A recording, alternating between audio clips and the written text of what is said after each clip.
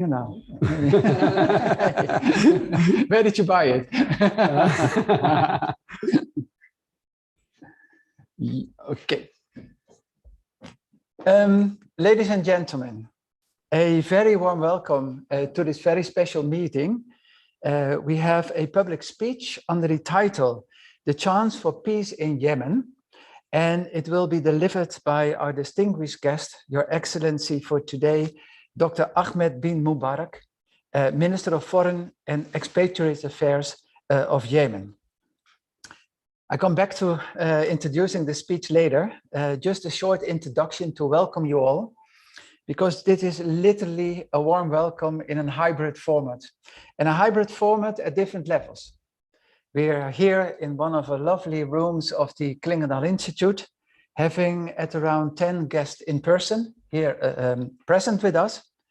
There are in the virtual world at around 180 participants on the Zoom platform, and at around 40 through the YouTube channel of the Clingendael Institute.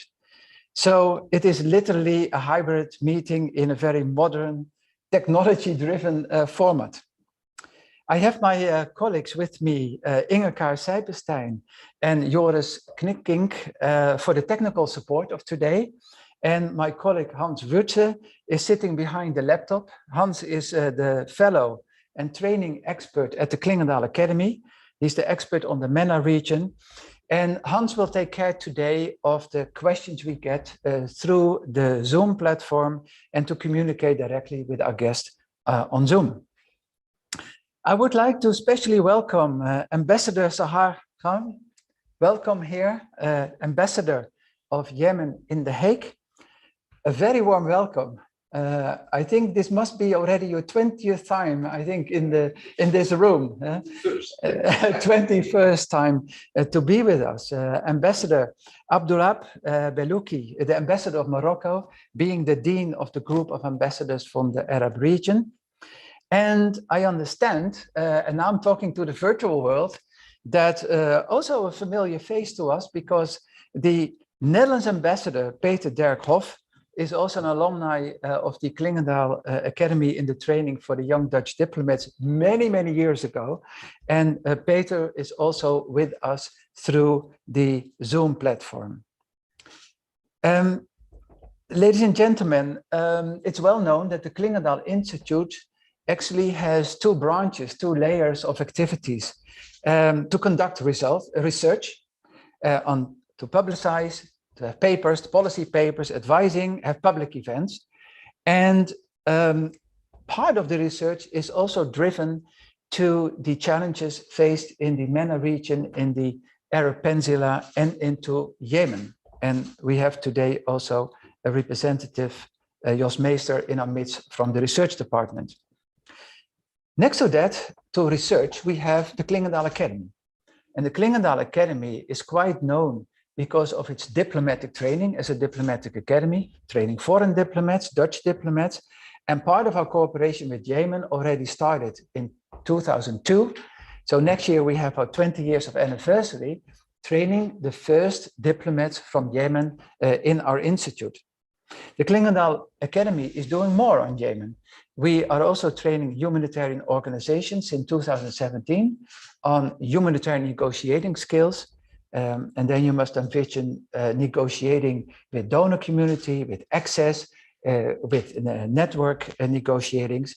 And on top of that, we have programs for Yemeni women groups to be trained in negotiating and mediation skills. So it's quite a broad package of expertise to do as well through our Clingendael Academy.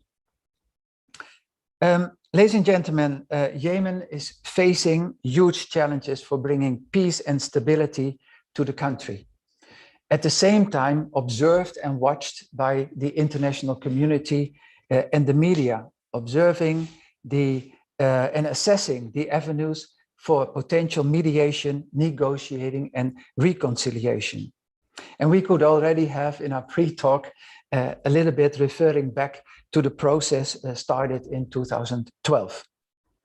With this background, it is actually very timely, I believe, that you have your visit now to the Netherlands, and also very timely that you will deliver as the Minister of Foreign Affairs and Expatriate Affairs to deliver a speech now under the challenging title, what are the chances for bringing peace and stability in Yemen?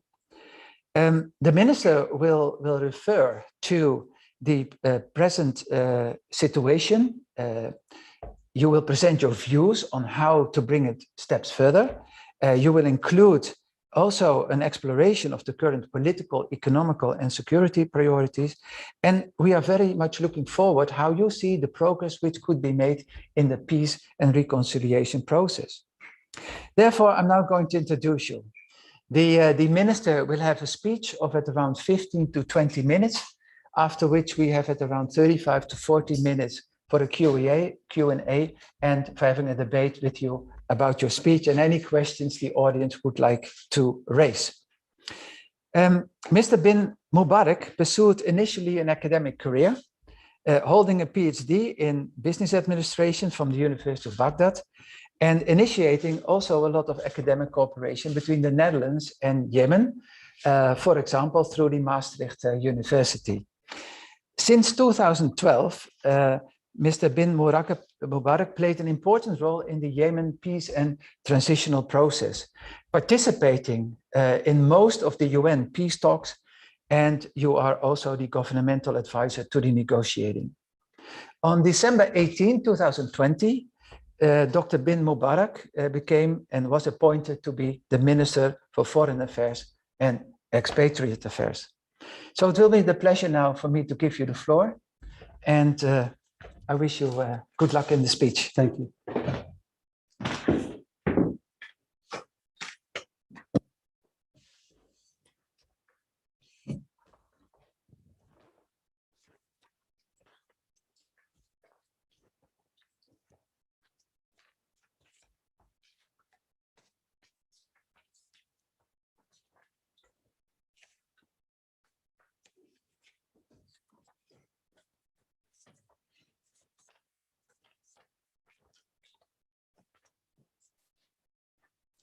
Thank you so much, Mr. Director, and I'm very grateful for giving me this chance to be in your esteemed academy.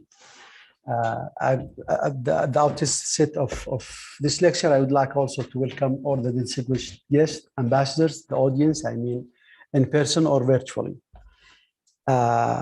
It's always a pleasure to be here in the Netherlands with all the history that, I mean, all the ties that I have with the Netherlands. I still remember the first time ever I visited Europe. The Netherlands was my first, destination. I got most of my, training, I mean, after the PhD in Maastricht School of Management. So always I remember these old days. I hope very soon we'll be able to, again, rediscuss all these kind of academic programs and how we can benefit from it in Aden. I would like also to thank you so much for all the excellent expertise and you are providing to all the initiatives in Yemen. I mean, the diplomat, the training that they are getting from your esteemed institutions. And I'm looking forward also to discuss further modalities and explore more, platforms to cooperate.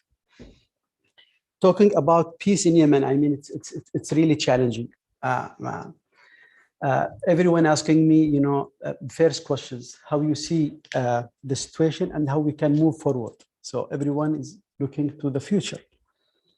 Now there is a new dynamics, new energy. 3 months ago, if you asked me this question, I would be very optimistic. I was very optimistic, still optimistic. I'm an optimistic person by nature, but many challenges now is in the plate, is in front of us. No doubt that, to understand how we can move forward, I think we have first to go a little bit back and see how many initiatives, how many rounds of talks that we have, and where we made mistakes when we made penetration, I mean, move on. So just to learn from the lesson, we don't have, I mean, to reinvent the wheel. I mean, starting from the scratch. Yemen is, as you know, that going through a very tough situation. I mean, all the talk, especially here in Europe, about Yemen is from just the humanitarian angle. I mean, the catastrophe, the tragedy that my people is facing, which is, quite, true. But, the question is why this is a man-made disaster. And without, dealing and fixing the cause of this problem, we will keep having, this problem. Since 2012, since we started dreaming about New Yemen, civil state after the revolution, where Yemenis put their tears and blood in fought for better future. We get everyone on board, including the Houthis. I mean, Iraq, the South movements, everyone. So, and we were, we signed tens of agreements. I mean, with Houthis, we went through this. Then the war started. I mean, the Houthis, at one time, they decided, they thought at that time that they can get the whole buy, so that why they have to accept just one slide. So based on their ideology, their assessment to their power at that time, they decided to stage a coup against the whole process, whom they were part of it. During the last 5 years at least, we participated in many rounds of talks. In Geneva twice, 3 times once they didn't show up, in BL. In Kuwait, we spent 110 days. In Kuwait, we discussed every single thing you can think of about, the future of Yemen. I mean, ending the war, agreeing on power sharing. I mean, unity government, ensuring their security, their participation in all authorities. But at the last moment, they just escaped. I mean, they just walk out from this talks. In 2018, I think we had also another platform, another chance in Stockholm, and we were that close to liberate Al-Hudaydah port because we thought at that time that keep it like this will prolong the conflict. And we responded, responsibly as a government, as a responsible government, to all the calls to go to Stockholm. And again, Houthis also agreed with us, signed on 3 issues: Hudaydah port, exchange of prisoner, and Ta'az siege, and how we can resolve this problem. But then when it comes to the implementation, zero implementation. So while we are talking about, what we can do in the future, how the new special envoy can, put new added value on the process, whom we trust very much, we will support him. We think that he's very knowledgeable about Yemen. First, we have to think why that happened, and how what we can prevent not to be happen again. What aspects that we have to pay more put more efforts and more focus on it, and not repeat the same mistakes and facing the same obstacles that we had. Some people talk now, they said, there are some obstacles. Without dealing with these obstacles, we cannot move on.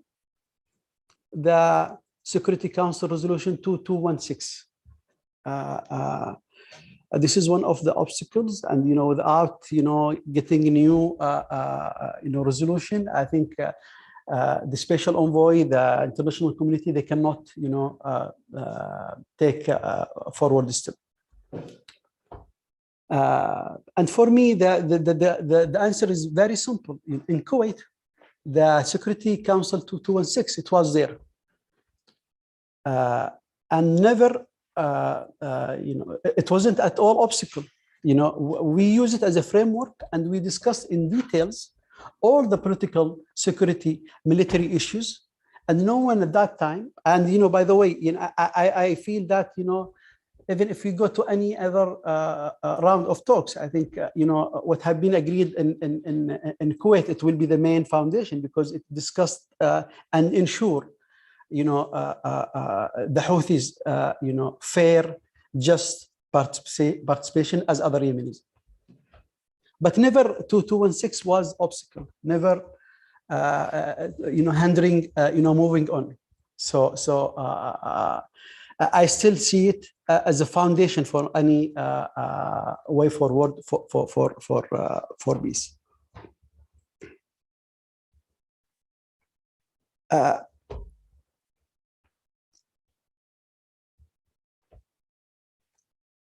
There are some things, yeah, I mean, Houthis always, I mean, especially now, with the new dynamics, with the new administration came, Biden administration, all the energy that they brought, all the peace, initiatives, the practical initiatives that we have, that 6 months ago or 5 months ago, there were Saudi initiatives supported by the UN, and also, it's also UN initiatives supported by the Yemeni government. It was in the table. It consisted of 4 elements, starting with ceasefire, comprehensive ceasefire, lifting some of the regulation, enabling the fuel entering the Hodeidah port, reopening Sana'a airport, and resuming the political talks. That was, always, this is what we were hearing from the international community and even from the Houthis. And when this initiative announced, we thought at that time that Houthis will jump to it because it addressed their concern. And it deals with their concern more than our concerns, because, for example, in this initiative, nothing about Ta'az siege, for example, nothing about other issues that we always concern about. But we said just to be positive, just compromise, just get everyone on the table, deal with the situation. We thought that time there is a momentum that we have to utilize. If you lose this momentum, then I think it will be big loss for Yemenis and for everyone in the region. But again, Houthis, they dealt negatively with these initiatives. Even they escalated, I mean, the military situation in Marib and in many other governorates. As you know, that since 2018, I mean, since we signed the Stockholm Agreement, the Yemeni government, we didn't launch any military operation. I mean, in all front line, in all the spots, we were defending. So we were the defender, against the military escalation launched by the Houthis. The lesson learned from all these attempts, all these initiatives, all these political talks, my reading to that, we always, when we reach a stage that we think that, we are very close to reach settlement, then we start facing with the ideology of the movement, which is we never pay attention to this part. I mean, the hardliner who represent this ideology, who always believe that they have divine right to rule Yemen, who believe that always they can win military, so just they are trying to consume the time, who believe that they still need more time to make more change, I mean, in the society, planting new ideology and ideas. So always when we reach this stage, it became very hard for us to move on. And this is from all round of talks, even during the national dialogue and after the national dialogue. And none of the Yemeni parties, none at that time, and now maybe they start to understand, but even from the international committee, we still deal just from the, just with the political angle perspective of the conflict, and we didn't pay, even those who are, most of the international committee outreach them, dealing with them, actually, they are not really representing this extremist ideology. I mean, as we did, by the way, during the national dialogue, most of those who participated in the national dialogue representing the Houthis, if you ask where they are now, they just disappear, either killed or we don't know anything about them. So again, now we are facing the same problem. The second thing that always prolong the conflict and always make obstacles and hinder the process is the negative Iranian rule. Iranian used to say that they are supporting the political process, they are supporting the special envoy. Whenever they made a statement, usually that is their response. Even, I mean, two envoys, Ismail bin Sheikh and Martin Griffiths, they visited Tehran. They visited Tehran several times, and always that was their response. While in the ground, we are seeing totally, we are experiencing totally different things. I mean, they are fueling the war. They are supporting the militia. There are a lot of international reports by panel of experts about the supply of weapons and technology and expertise by the Iranian. And now with the new regime, they start stating that publicly. Even they are not using any diplomacy anymore. And we saw that in Marib, in Marib many times. And somehow the war, it became by itself an aim more than a tool, and this is also created parallel economy. So many people start to benefit from this war. The panel of experts belong to the UN, to the Security Council, stated that Houthis collected on yearly basis 3.8 billion revenues. 1.8 just 1.8 just from the derivative from the fuel sector. So this is huge money for a militia running a coup and in a country like Yemen. So this is again one of the issues, I mean, prolong the war, and always we face. We think that the international committee sometimes sent a wrong message to the militia, and that was our problem since the beginning. That the way that they read, I mean, the international messages. I mean, no doubt that everyone wants to end the war. We want that. We, the Yemeni government, we are very committed, and we think that it's the time to end this war. This war was imposed. I mean, it wasn't our decision to launch this war. This war started by Houthis in July 2014 when they when they attacked Amran. Then they marched towards Sana'a, the capital. They occupied the capital. Then they marched towards the south, and then the airstrike the presidential palace in Aden. So the first decision was by the Houthis, and since then, we never spare any efforts to end this war and to go to the negotiation table. But for that reason, there is a genuine attempts from the international committee to end this war, and always this is what we hear. This is what they by delisting Houthis.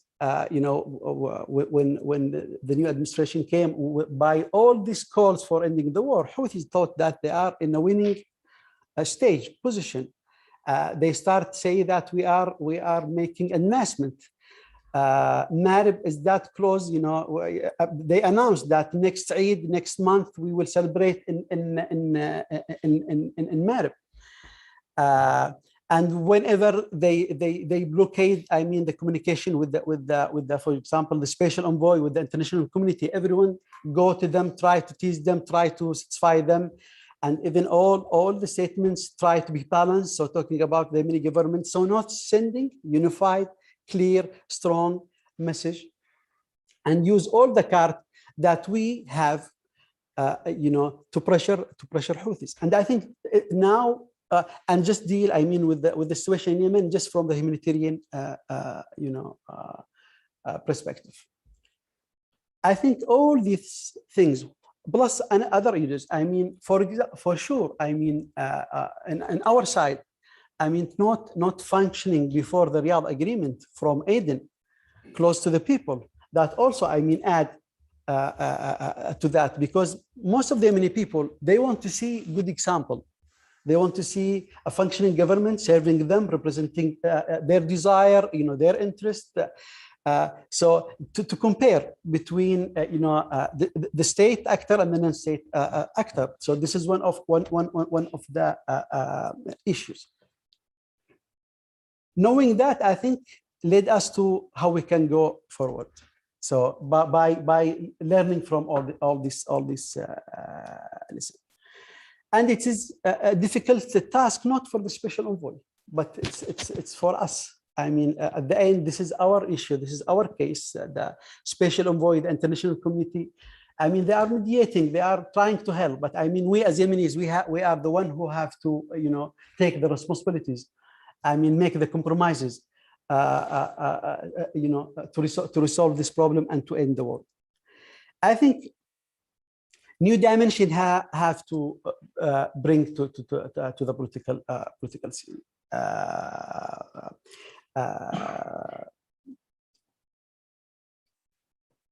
We have, new dynamics, new energy from the Biden administration. We have to benefit from that, and I think this is bring strength to the process.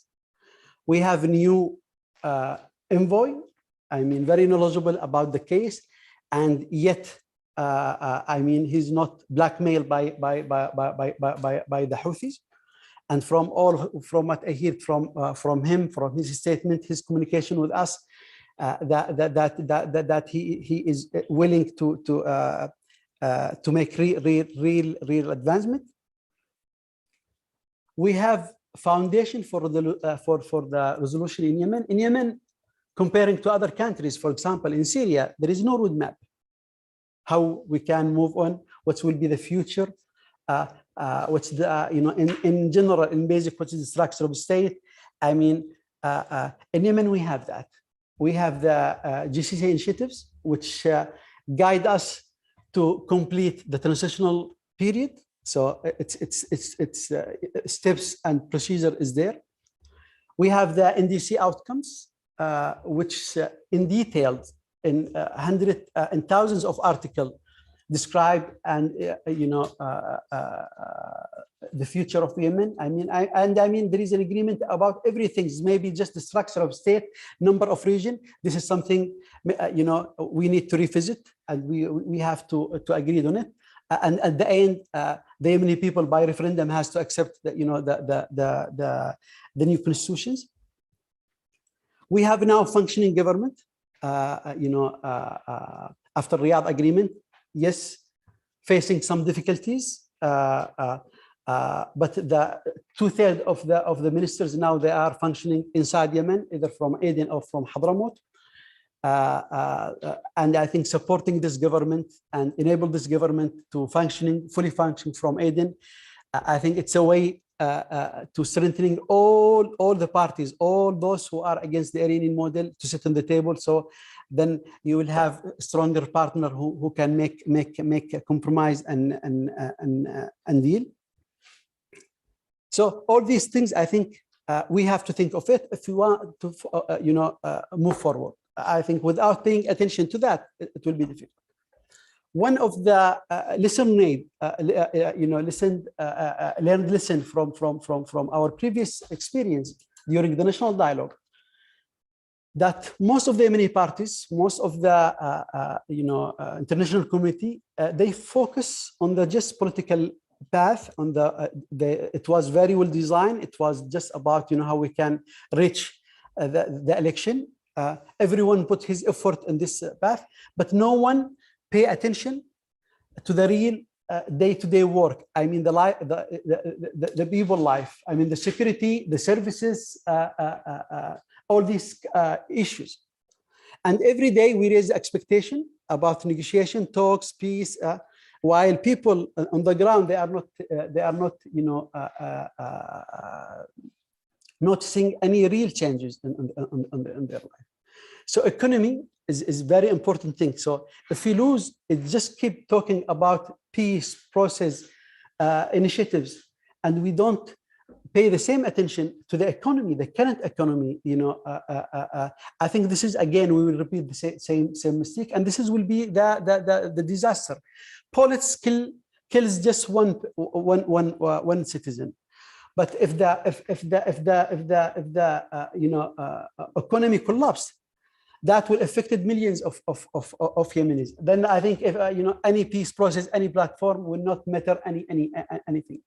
So it's quite important. It's very important. You know, while we are now trying to talk about the peace, also to pay attention to that. Maximum the pressure. Use all the cards that we have, and I think we don't have now. I think we have proposal on the table, which is the 4 elements proposal, starting with the ceasefire. And for us, we consider the ceasefire as the first humanitarian step, because some people said, well, you know, we cannot start the ceasefire before lifting the blockade, the so-called blockade, or stop the aggression. Or this is what we heard from the Houthis, and they try to differentiate between the economical and humanitarian procedure and the ceasefire. So I think, you know, if we want to move on, if you want to, you know, engage positively with the special envoy and his, you know, new mission, and I think we have to put all these elements together, and we have to use, you know, all the cards that we have. Thank you so much. I will stop here, and I'm very keen to hear and receive your questions. Thank you so much. The Minister, may I already invite you to take your seat? And just to jump to our Q&A and our discussions, I'm also going to take a seat over there as chairing the Q&A and all the questions. Thank you so much for this speech, dear Minister. You started with a central message in the beginning of your speech, referring to an optimistic attitude based on new dynamism, referring to the new Biden administration to have a new UN special envoy, but also to mention what is already there. You mentioned saying that Yemen in the peace process already has a roadmap. So those are all important conditions for a good restart or a new dynamism, a new phase for peace building and peace negotiating. You also said something important, and I think that also can bring back some questions, or at least to discuss with you, to dive into the lessons learned. Lessons learned referring to the assessment of the ideology of the Houthis, the role of Iran, the political angle perspective, and finally also making the link between economic development and peace. So I think all central topics which can be taken into account in a discussion on the future peace process in your country. So I'm going to move as well to the seat. I'm going to invite our guests here in person, but also in the virtual world on the Zoom platform. The people who are logged in can ask their questions through my colleague, through Q&A, and Hans will do its best to summarize and to cluster all of your questions. For now, I would like to start with the first floor to the audience here in this room. And then the second question will go to our guests on the Zoom platform. So I am checking with my colleagues, is the technique in order and everything is loud and well done? Okay, thank you so much. I'm going to move here and I'm going to ask now the people in the room Who would like to pose the first question based on the speech of the minister?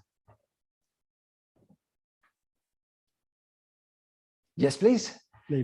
Maybe if you can speak out loudly, we don't need the microphone, and everybody can get it also on the Zoom platform. Yes, thank you so much for your speech and for the occasion for me to be here. I have many questions, but I will start with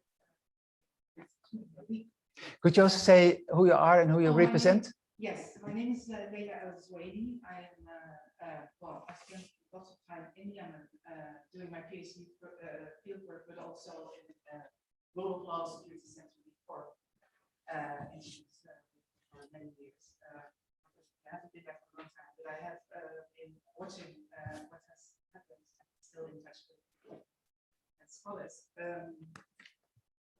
One thing that I read also today about Sanaa Center, it's a think tank in Sanaa, said, like you said, there are new dynamics now, there are new men in town, but where are the women? There's no women in the government, of which you are part. Women at the peace negotiation tables is a big issue. It is often talked about, but it's perhaps not so much, that's the question, it's practice. What is the role of women? And could there be a role of women and the youth as well as civil, the civil powers in Yemen? Because you rightly said, you talked about people-centered security. That's very important. Something else than humanitarian aid. I would like to hear if that's a new dynamic that's also going to be part of this debate. And the second question is about the ideology of the Houthis. You said the national dialogue was very much about the civil state, the Dawla Madaniya. When that stopped, the talking was not solved. Well, the Houthi ideology is the opposite. It's about installing imamat, Islamic ideal states, and so forth. What can you tell us more about that? If that's where negotiations also hold, what is needed and what expertise is needed to Thank you so much. May we answer the questions immediately? I totally agree with you that, yeah, I mean, we need always to have, the civil voices, mainly, I mean, youth, women, civil society organization, always, I mean, their presence, their participation, and I mean, I think it's added value. We experienced that during the national dialogue where we ensure, 30%, of the participants representing women and 20% youth. In all round of talks, always women were represented in our delegation. I mean, the Yemeni government. Always women were, in the delegation. That is not enough yet, because sometimes, by the way, you can have women in the delegation, but I mean, the agenda is not there. What I think we have to ensure is not just by getting female in the delegation, but I mean the voice of women, and I mean what had been achieved during the national dialogue, all what the female activists, female activists achieved during the national dialogue. I mean, the situation when the political competencies government form, I mean, based on Riyadh agreement, and the procedure was that parties have to nominate, I mean, their representatives. So unfortunately, none of the parties, I mean, nominate any women, including the very progressive party, I mean, the socialists and the others. I feel shame as a member of this government. I think we have to do more. We are of pride nation, that Queen Sheba, ruled Yemen, and Queen Arwa, and so we don't have social resistance of that. And that the women, I mean, activists in Yemen, very strong. I mean, they have very and they participated, even during the revolution, their voices were very vibrant. So I'm sure that you're going to see more. I mean, in the coming weeks. I mean, about having more senior women. I mean, in the government, but also in the peace process. So this is about the women participation. The ideology, this is, I think, this is the hard part. You know, really, I will tell you my experience. I mean, during the national dialogue, you know, I have been approached several times by the Houthis. They bring to me their, you know, hand notes, al-malazim. Always, you know, they ask me to. But I never, you know, and the others also, from the other side also always, you know, and at that time we were saying, no, you know, we are not in this course, you know, let's talk about the civil state, future, and we dealt blindly with the political visions that submitted by the parties, including Houthis. And at that time they, you know, represented, you know, very progressive vision. But after the coup, we start, my generation, I mean, there are many people who experience, they know, imamat and, you know, this, how was the situation before especially in the north of Yemen. Now we start studying that heavily. I mean, even during the kidnapping, you know, when they kidnapped me, I have been forced to read all these, you know, notes, al-malazim, you know, so I have been forced to read all of them, you know. And after that, we studied this note, and it's totally against all the, you know, that what Yemenis might accept. I mean, in a society like Yemen. There are, I'm not saying that all Houthis believe on this ideology, but I mean the core group, the hard group, the real decision makers. This is dominating in their mind, and this is always, you know, you know, I don't know if you get the chance to listen to Abdul Malik al-Houthi speech just 2 days ago. Just 2 days ago. You know, when you listen to the speech, he talked about, you know, war forever. You know, this is liberating Yemen, you know, and imposing their ideology, their model, you know, and as there is no humanitarian, you know, catastrophe in Yemen, as that there is no, you know, the lesson learned that there is no military, you know, victory, there is no military resolution to Yemen, as there is no all these talks, all these initiatives, as we started yesterday. So what we have to do, I think we have to shed light more on this, in this, because even here, I mean, in the West, in the international community, they are not really aware about this part. So I think we need more studies, more shedding light on this energy, because this is one of the main factors hindering, you know, reaching peace. We don't want, we don't have to let it, you know, being main obstacles, because if we do that, then we cannot deal with this ideological group. Then there is no peace. So I don't want to say that, but this is one of the issues that we have to seriously to deal with it, and try to strengthening the moderate voices within the movement. And, you know, and we always do that. We always, you know, try to get, you know, to see what's the initiatives that we can provide to get those people. Mm-hmm. I think we have to do more in these issues, and we have to reach, you know, the right people inside Sana'a. Mm-hmm. Thank you so much. Let's move to the Zoom audience, and Hans, I would like to give you the floor to cluster or to summarize one of the most important questions, please. Yes, and there were quite a few, so I'm actually already sweating, though it may be the weather. I'm working so hard, but I'll try to summarize a little bit, because there were a lot of good questions coming in. And I think actually also going to the situation on the ground, we got a pretty good question in about how human rights organizations are now under very much pressure working in Yemen. What would be the role of the Yemeni government in providing a safe work environment for these local NGOs? And what type of negotiations or agreements are in progress with conflict parties to facilitate access, as you were also mentioning? Okay, shall we start with this first one, referring back to humanitarian organizations and humanitarian work in Yemen, and in particular, what can the government do on providing a safe working environment? Well, we are always keen, I mean, to facilitate the work of the humanitarian organization.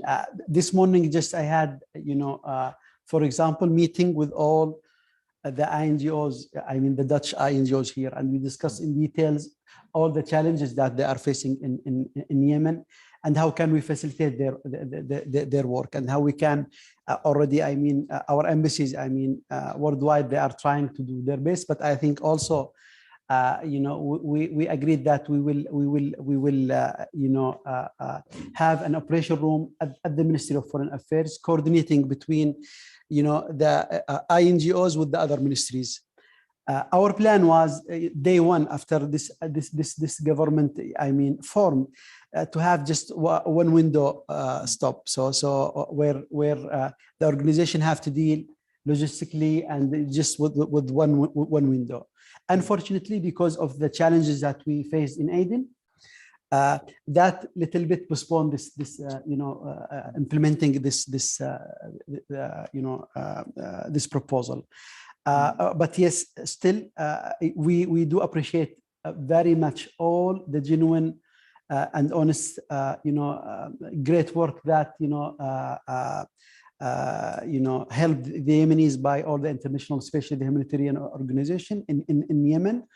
And we know that they are facing a lot of challenges. I mean, maybe some logistics operation in the areas controlled by the Yemeni government, but more and more in the areas controlled by the Houthis. And I know, for example, that Taiz city, which is under siege for now 6 years, the international humanitarian organization, they don't have access to the city. For the first time since the beginning of the war, I mean, David Grisley, the humanitarian coordinator, the UN humanitarian coordinator to Yemen, visited the city, and I had meeting with him, and he, share with me some of his observation there, and I can tell that there are a lot of work need to be done. I mean, to lowering the risk in the areas controlled by the militia. Similar things, I mean, about Marib. Marib, I mean, we need the humanitarian organization to have more presence in Marib. Marib used to be a small city hosting just 350,000 Yemeni citizens. Now there are more than 4 million, not less than 2 of them IDPs. And there are just very, very few NGOs and humanitarian organizations, functioning there, and the needs there is huge. So I think we have to balance. We know that there are many challenges, but I think also we can do more to have better coordination with the international with the NGOs, and we as the Yemeni government, we are ready to do that. Hans, before we go to the second question, I was thinking we have a guest here from Oxfam Novib, am I right? Huh? Now on this discussion about humanitarian work, and we spoke about also safeguarding and access, and would you like to add something to this discussion and your views or maybe concerns you have now, or striking concerns about your work in Yemen? Sure, of course. First of all, thank you for your speech also here today. It was great. And also just to echo what you also mentioned about the situation in Marib, I think humanitarian access in the entire Yemen is very difficult, of course. There are many challenges also for organizations like Oxfam in Yemen, but it is possible still to provide aid also in those places. We are currently operating in Yemen. We're also scaling up, but for an organization like Oxfam, it's very hard to do anything at scale because the needs are just enormous, and everything that we're able to do is like a small drop in what is actually needed. So you're completely correct, and appreciate the efforts for helping with access. There is a need for organization, but many others very much a concern for Okay, thanks so much. Hans, let's jump to the second question. Well, it's also pretty good, I think, if both of you could summarize the questions, because I heard from the technical people that they have a hard time sometimes hearing the questions from the room. Okay. So that's why I already said speak loudly. Huh? As loudly as possible. Otherwise, put on a mouth cap and come to me. Now you take the mouth cap off, and you can speak in this beautiful microphone right here. Okay. All right, just so everybody at home can hear. So the next question is actually, in a way, about Yemen, and what I get from a lot of the questions that are coming in, it's actually a lot about the different roles different countries are playing in Yemen right now, with the strategic goals that they may have, and also the influence they're trying to wield in this also localized conflict. So we actually got a lot of questions about the role of Iran, which you addressed quite extensively. But there were also talks about what the role does Russia play. There was also a question about initiatives now in Oman, which are also being supported by the United States, as one person was mentioning.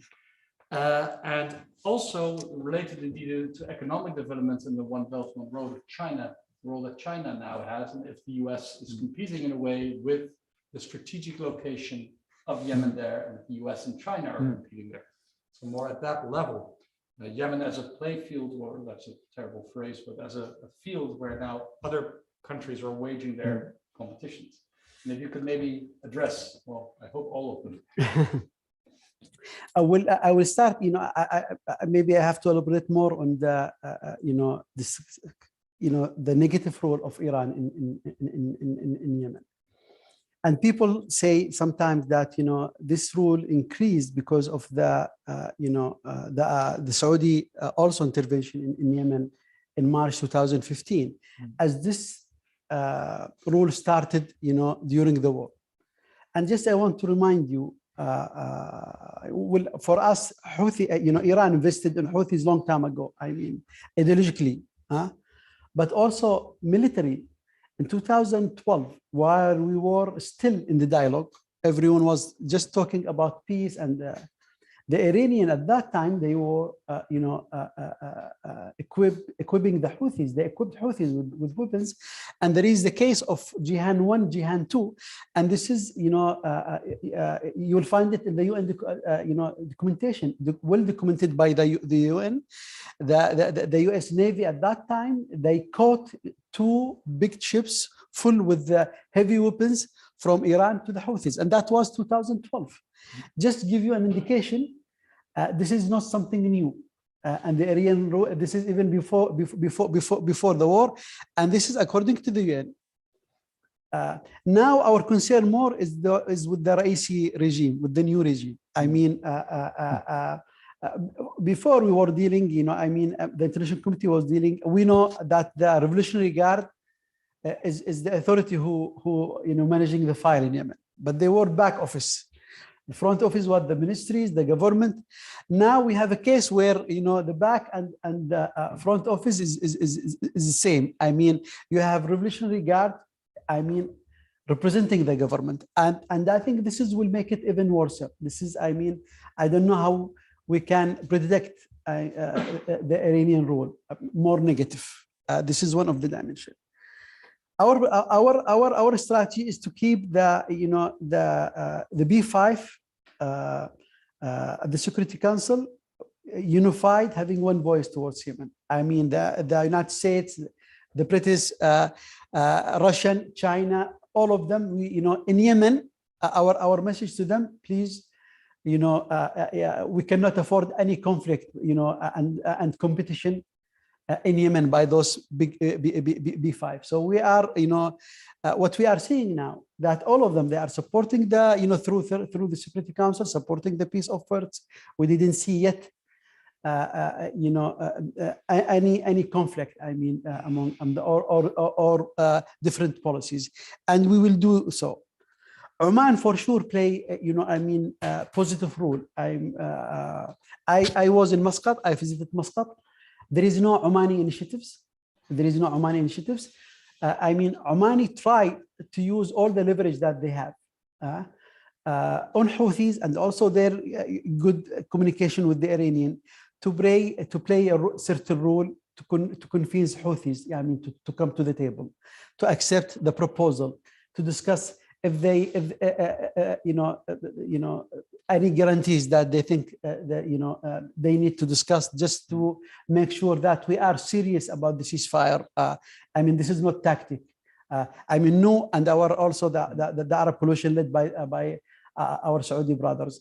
So the Omanis, they did that. They went to Sana'a. They discussed with the Houthis, the Saudi initiatives and the UN initiatives. Unfortunately, they return back empty hands or with an acceptable proposal. But we will always, I mean, appreciate the Omani rules, and I think Oman can play, not just messenger role, but can play more than that. I mean, putting all their weight, all their efforts on this process, and we trust the Omani role.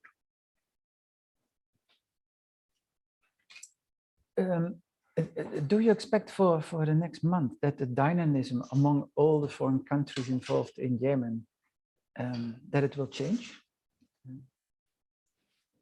You mean? Well, you referred to the new administration in Iran, the Biden administration.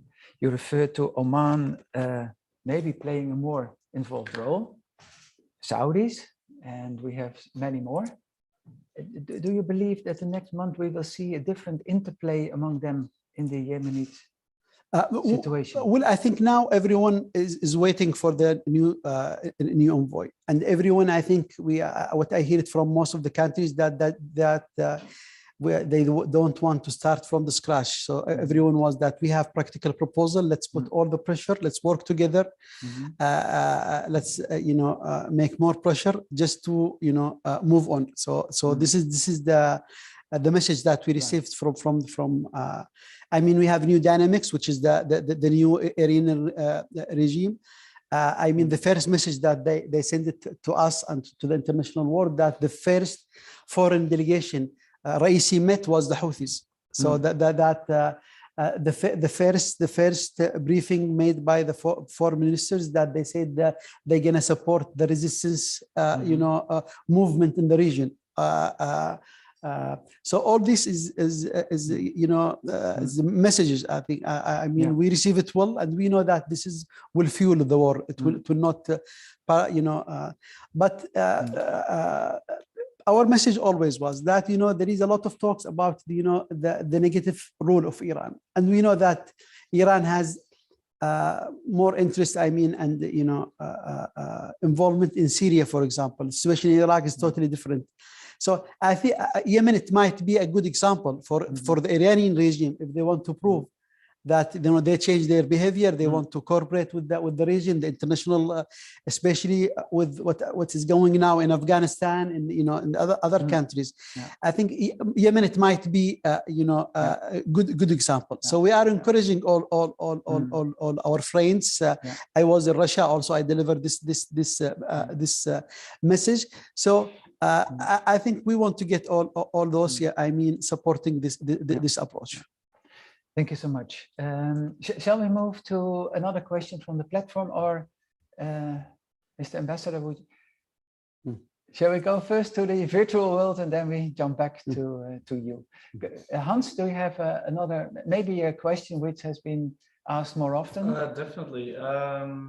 One of the questions that we got a lot was also, indeed, there was a focus on the role of Iran in this question. But there's also talk about a lot in the questions that we received about the influence, negative influence that we may be also seeing from the Kingdom of Saudi Arabia, the United Arab Emirates, and their ambitions also in the region.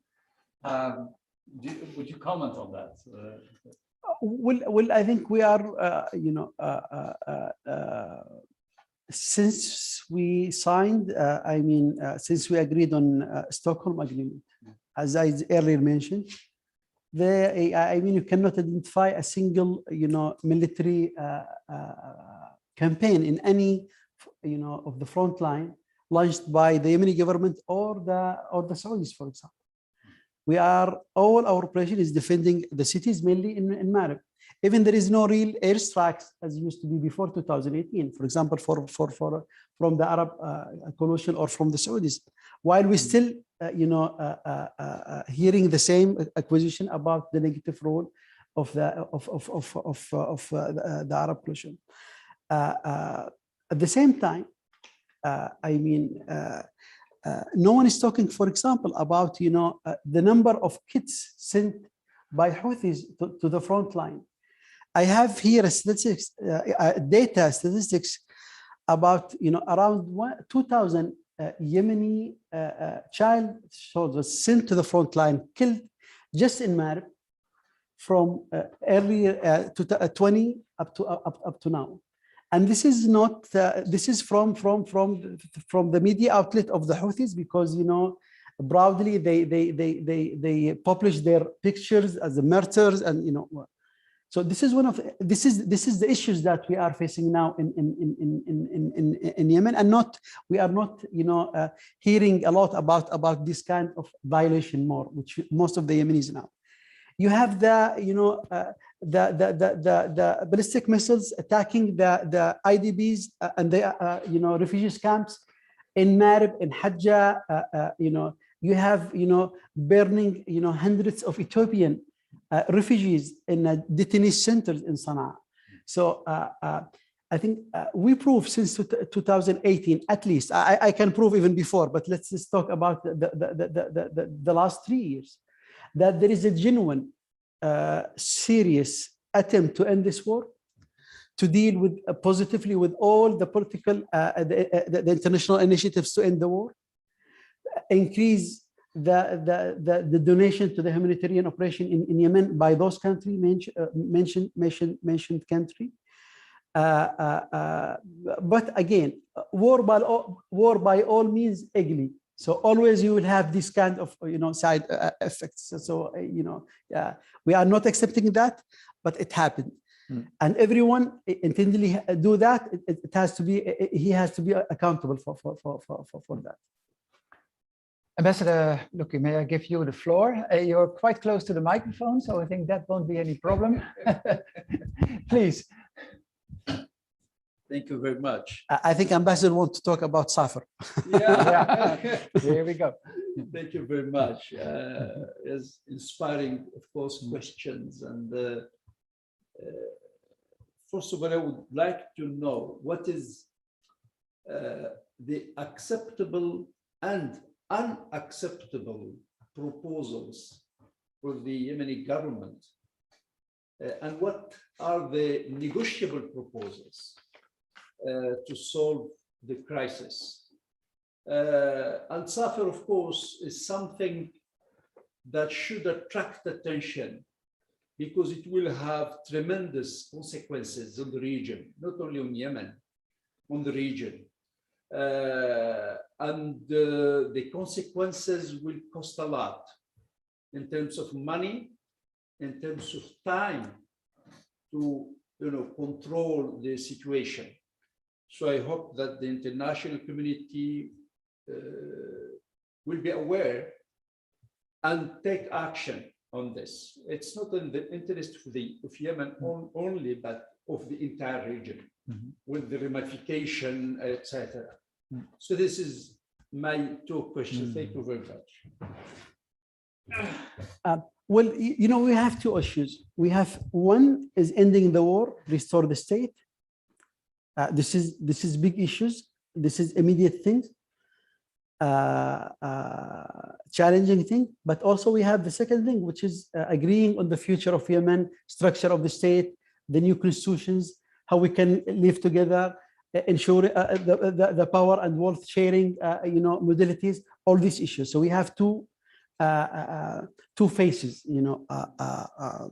I think we cannot resolve the first one without at least getting agreeing on initially about the big pictures, about the second thing. For me, I think for the second thing, we are, as I earlier mentioned, that the roadmaps is already there. So some articles, some chapters need to be revisited. where we have also to get all the parties to to discuss issues. This is, I think, will be the next stage. Now, recently, I think how we can sit on the table and end the war. This is the I think what we have now. It's the acceptable proposal from us. It's not all what we want, but this is what we accept to, because, well, we had this, we discussed this in BL. In BL also, we discussed what we call the, confidence building measurement, in Stockholm, we did the same. So always we have, and every time we add or we eliminate one factor. But anything led to have comprehensive ceasefire, pave the road for all parties to sit on the table. It will be acceptable by the Yemeni government. I give you some what was the response. For example, in the 4 elements proposal, when we put it on the table, discuss it with Houthis. Why the Houthis refused?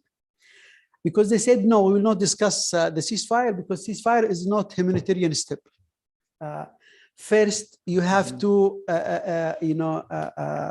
leave, the blockade has to be lifted. Most of the international world knew that this is a claim. This is not true. All the reports issued by the UNIVIM, the UN mechanism for monitoring and showed that the supply of vessels to Hodeidah, I mean in terms of food, medicine, commodities, is better than before.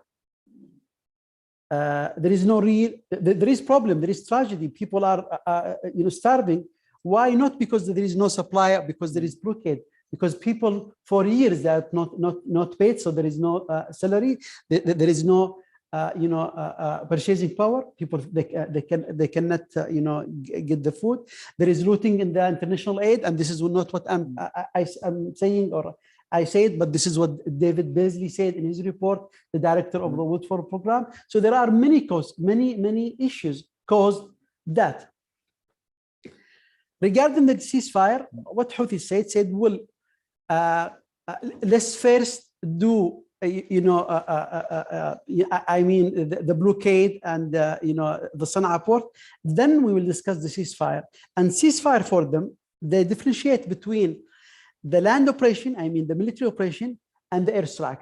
And they said, well, first, before discussing any real ceasefire, I mean, in the ground, stop the airstrike. And for us, why? To enable them to capture Marib. So this will not be acceptable by us. I mean, a real, genuine ceasefire with no preconditions. This is what will be accepted. Let's agree that we have to end the war, and let's discuss these 4 elements as a package. And the sequence of the implementation, we can be flexible on it. But let's agree on, well, it's the time to end the war, and that we have to be serious and accept the four elements, the entire proposal, and then we sit and discuss the sequence and how we can implement that, how we can get guarantees. This will be acceptable by the Yemeni government, and I think this is very reasonable proposal. Thank you. A question about the negotiating process. We still have a couple of minutes, and I propose to have the last question through our guests from the Zoom platform. Oh, okay. I'll try to kind of merge everything together, because a lot of the questions you've already answered about it. How can you get a more effective government? You mentioned having 2/3 of the ministers in Yemen on the ground, getting local support, providing more humanitarian access. And every time we keep getting back to the negotiation table, the sequencing and what needs to be done there. And a lot of the questions are also sometimes even, when is there going to be peace? How? And also looking back at your experience with the national dialogue, with such a complex multi-stakeholder dialogue process, we now have a new US envoy, Tim Lemberting. We also have the new UN envoy, Hans Kunberg. From your experience, if you could give each one of these envoys one tip based on your experience, what would you do to overcome these obstacles or to help them do their job? Well, I mean, internally we are exchanging thoughts and advices. We are working closely in these issues. With no doubt that we value very much all their inputs, and I think what they brought and what they will bring. To the process. I think there is huge or high expectation from them.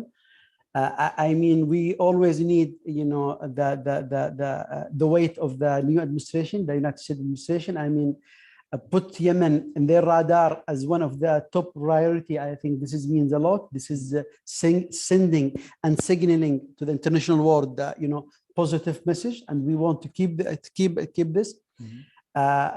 Both of them, they are very knowledgeable about the case in Yemen. Mr. Tim King, whom I dealt with him years ago, he was,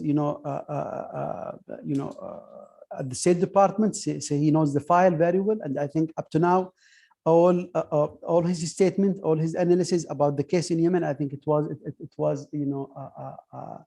very appreciated by the Yemeni government. And I think we have to keep the same level of hope from both of them.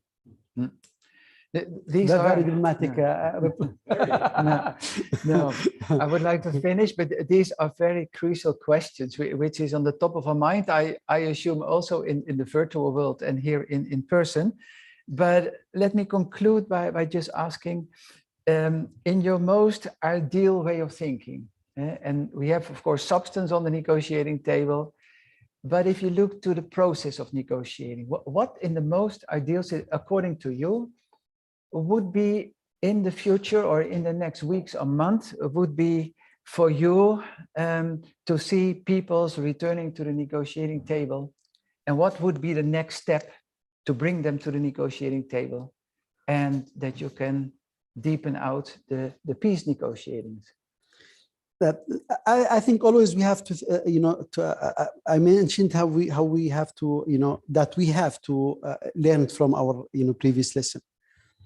One of the issues, I think sometimes, we were more process oriented than result oriented. Mm-hmm. So the most important thing for us is to get everyone on the table.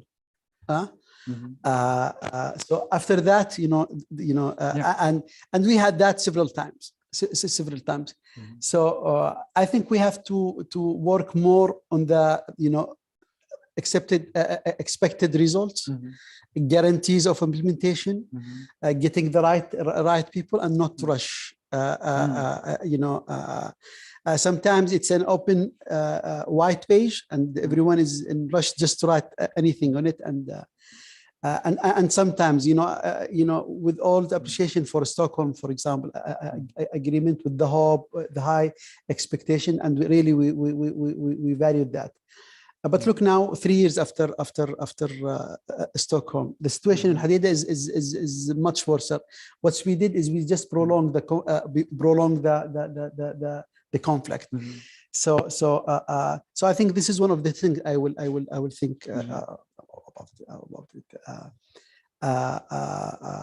I think there is also, vital factor.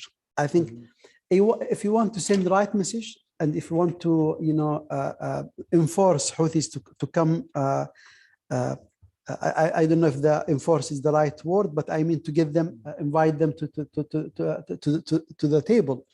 I think having a strong and functioning government in Aden, I think this is one of the strong messages where I think the entire world, if they want to see progress, I think they have to support this government. And that day one that we reach when we landed to Aden, they attacked us with 3 ballistic missiles. Why? Because they realized that strong functioning government in Aden will send a good signal to the Yemeni people.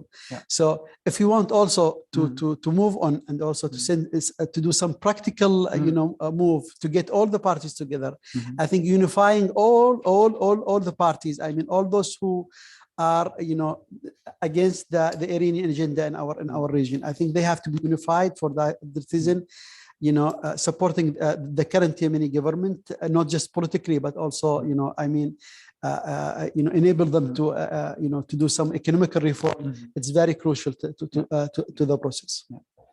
Thank you so much, my dear guest, virtually and in person. We are at the end of our meeting. I would like to thank you all for attending this meeting. I would like to thank all the people on Zoom and on YouTube to be engaging with us.